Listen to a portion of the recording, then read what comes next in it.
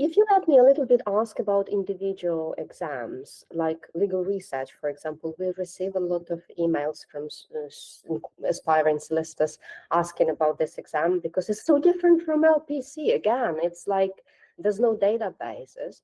If you could tell us a little bit about this assessment and your approach, and maybe you have some tips about it. Yes, I'm so glad to speak about research because my first attempt research was my downfall. Yeah, it was really my downfall. But this time research was my highest. Oh, great. That's Yeah, really good. Research is so tricky and it's a very difficult one to teach as well. yeah, I was so happy about my result because I was like, wow, I could actually get these marks for research, and I was shocked. But I think research with my prep towards it, oh, the academy really helped with the groups. I think Olga, I remember you did group us in like threes or twos, even towards my April sitting we were like four in a group where you'd give us free research mocks to just practice and share within ourselves and then get the marks, and then you give us like the specimen to mark ourselves. And it really did help me to understand each station and what is required, and also practice, because I mean practicing more is the only way to pass research because you can't study ahead of research. So it really did help with my practice and improving my skills, and also skimming through. And I remember, Olga, you did send me one report of how to skim through number of documents within a very short time, and reading that really did help me to know how to skim through and pick out on important aspects to help me answer questions. So I did use that approach for all my research. And even when I postponed my exam towards my June sitting, you also grouped me with another person to continue practicing more. So I would say that really did help me. And I would say, yeah, that helped me to get my highest marks in research, practicing more, and the free questions or mocks that you gave to us. Yeah. See, it's very hard to prepare in isolation, and there's very less information about this exam.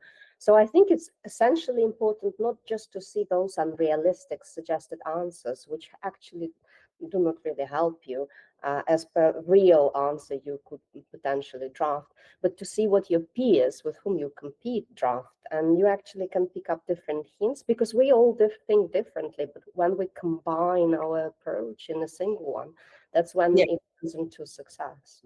Yes, I remember I did pick up on people's approach and I just took them to myself and added to my own approach.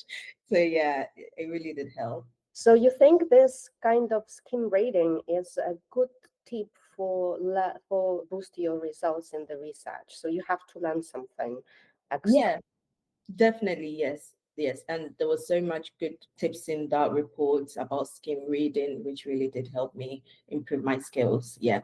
Because honestly, in research, you wouldn't need all the documents that are provided.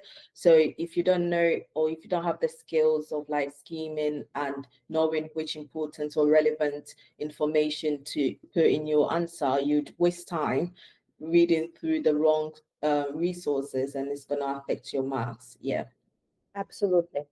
If you summarize a few tips on research as to skim reading and everything, what would you actually suggest to people who haven't seen this document, obviously, if you can?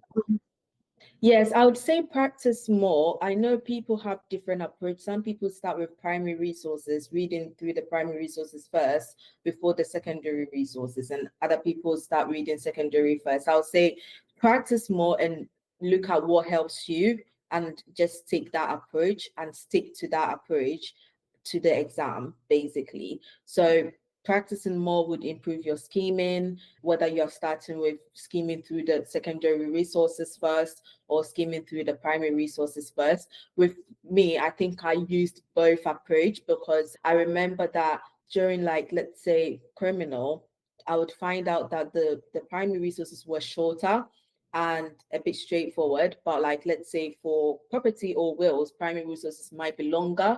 So adapting like what would help me during that exact exam was what I used. And yeah, practicing more made me know what to do at the exam time and not like starting afresh to now figure out what to do. So yeah, practice for research. Absolutely.